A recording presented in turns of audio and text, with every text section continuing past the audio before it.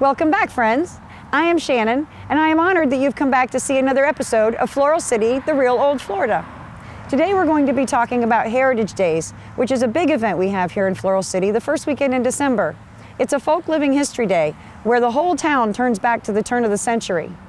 So today we're going to be speaking with Frank Peters, who is with the Heritage Council, and Paulette Ritchie also, who is with the Heritage Council. They are both authors in their own right. The new Floral City book, they're both authors of, as well as with Paulette's husband. So they know a little bit about what they're talking about here today. This is the town center, and we're sitting in front of the museum and the library. This is where the kickoff is going to be Friday night, and this is where it all starts for the Heritage Days. The first evening is Friday night. We have Candles and Carols, is that what it's called? That's correct. And that's a kickoff? I'll let you guys talk about that. Well, Shannon, it starts right here in the park, as you said, and really I think the first event that begins is the Lions Club Fish Fry, which takes place in the community house that's behind us on our left. This is the gathering spot for all the activities that will take place on Friday evening. This is where everything begins in this general area. The hours that we'll be operating here will be from 5:30 to 9 o'clock. That'll be about the time the sun is setting. So we end up lining our main street of Orange Avenue with 1,000 luminaries. And we close that avenue off to vehicular traffic so that it becomes a pedestrian promenade. That allows everybody to walk the avenue, to see the beauty of the oak trees when they're bathed in this very low light of the luminaries. It also, you can see the decorated homes that are on the avenue, and some of these homes will be available on Saturday for our Blue Banner home tour that we'll talk about a little bit later. We also have a horse and wagon ride, and Paulette is familiar with that.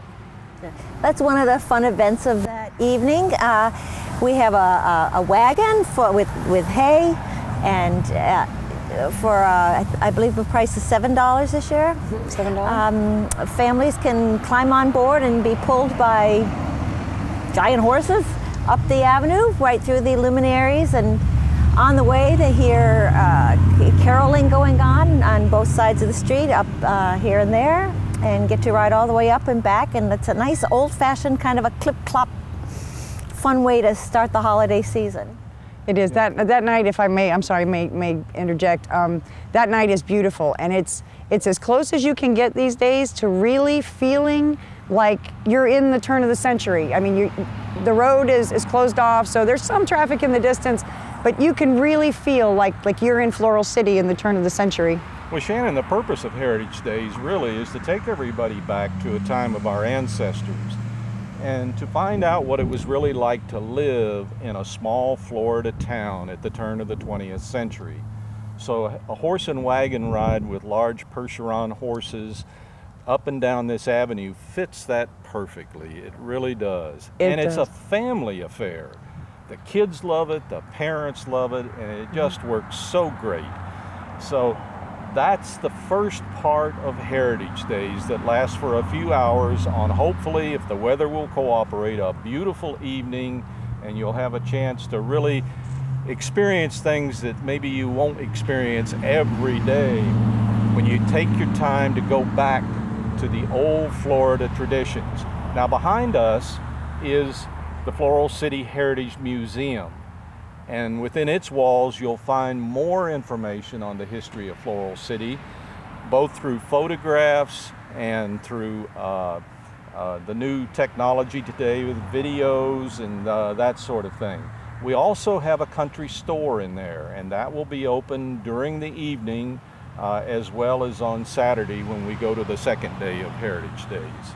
I understand that as it is with a community event, and we have all these community events, it is the other people in town and the other civic groups and things that come together to volunteer and help these things happen. You mentioned that Camp Ininihasi, the Eckerd Camp for Youth Camp for Girls, they do the luminaries, you said. Absolutely. This is their way of giving back to the community. And they spend, I don't know how many hours actually constructing the 1,000 luminaries that will be on the avenue. They are the real luminaries of white paper bags with sand in the bottom and candles in there. And we always appreciate the fact that the young women from Anini-Hasi help us out. We do a thank you ice cream social for them in February as a thank you. So it's great to have the community involved. Absolutely. The Merchants Association, the Lions library, the Lions Club with their fish fry. It's just what a little small community is all about. It is, and it brings everybody together and everybody does their little part. And Friday night is one of those nights that kind of starts off for me the season. And the feeling of drinking the hot chocolate and walking up and listening to the Christmas carols and seeing people, you know, in a small town you've known, it really is, if you're not in the Christmas spirit, I highly recommend it anyway, because it really will kickstart you. So now we want to talk about maybe the second day. What happens on the second day of Heritage Days, once we have all of our beautiful Friday night events? Well, the second day is really a longer day because we start at 10 a.m. in the morning and it runs until 4 p.m. in the afternoon. And this is what we call our Folk Life History Day. And I want to make sure that everybody knows where Floral City is and how you know when you've arrived in Floral City. Because if you come in on Saturday on US 41, you will see the iconic signature of Floral City on 41, and that is the orange and white striped Ferris store. There will be free parking, and this event is free. There is no ticket that's required to come to the event. The parking is free, and it will be there by the Ferris store in a large field that's located north of the store and the packing house. From that point, when you come into our small little historic district, you will be riding on a hay wagon that is provided by Ferris Farms, another part of the community getting involved. It will be pulled by one of the tractors from Ferris Farms, traveling through the historic district, picking people up, dropping people off. It's free, doesn't cost you a cent, and it's been very, very popular. Once people get into town off of the hayride, and there is parking in town, but that's a really good way to do it because you're short of parking, and plus a hayride is fun. There are activities all up and down the street. Here in this town center, they will find the Friends of the Library book sale. The museum will be open.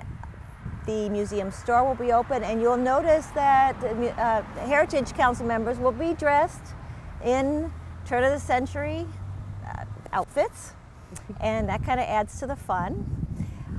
And then I think at both of the Ferris Groves and the Country Store and at the houses, you can buy tickets for the tour of homes. We have 6 historical homes that will be open to the public this year, and one garden.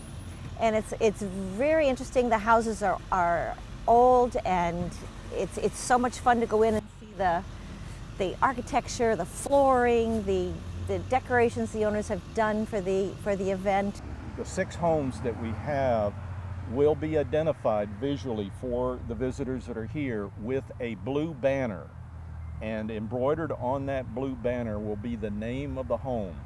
Now, the tickets are available, and there is a cost with this, and I can't remember the cost, but $10. All right. You can pick up a ticket, as Paulette said earlier, either at the information booth at the Ferris parking area, or here in the museum store, or at any one of the homes. Correct. Okay. So the tickets are available throughout the area here. That's a very, very popular part of Heritage Days, going in to see the homes. Absolutely. And that's part of the history as we've been going through this and talking. It's not just seeing and it's not just hearing, but it's almost feeling. You go into these homes and you experience the history.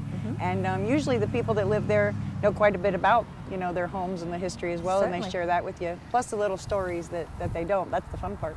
Well, they're very proud of being a part of the history of the community. They really are, and that's why they're willing to open their homes. And we give them all the credit in the world for that. So Paulette, what about the Demonstrators Field? The Demonstrators Field is one of the other big, big highlights of Heritage Days. It's down the road, to the left.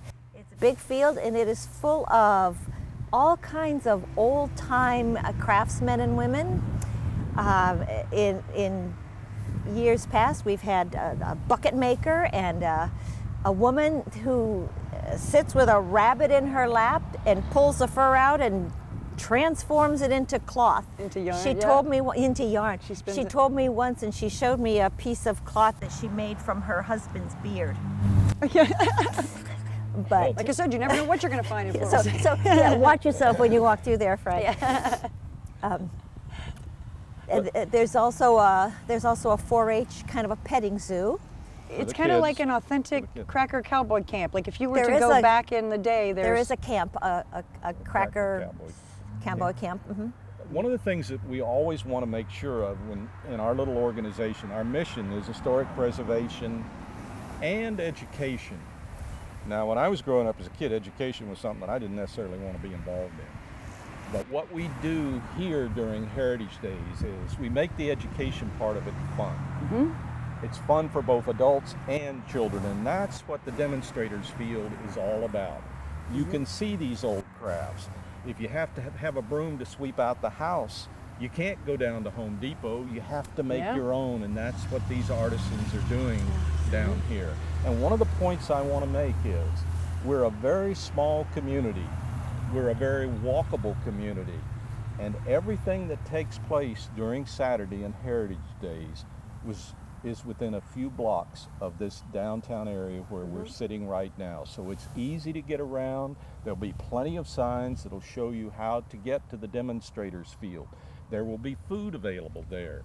The Too Far organization, who's been around for a number of years, will be doing their annual pig roast there that they do every year. Mount Carmel Methodist Church, that's out here on 41, will also have be a food vendor here. Does great barbecue, and I'm going to tell you, if you like a good old Southern pie, sweet potato pie is to die for. It's awesome. It's wonderful. Yeah. We got the food, and we've got the community, we've got the people in costume. But I know one question everybody's asking is, what about the entertainment? Is there going to be any music or anything there? Yes, we'll have a stage set up in the Demonstrators Field where all of the craftspeople are.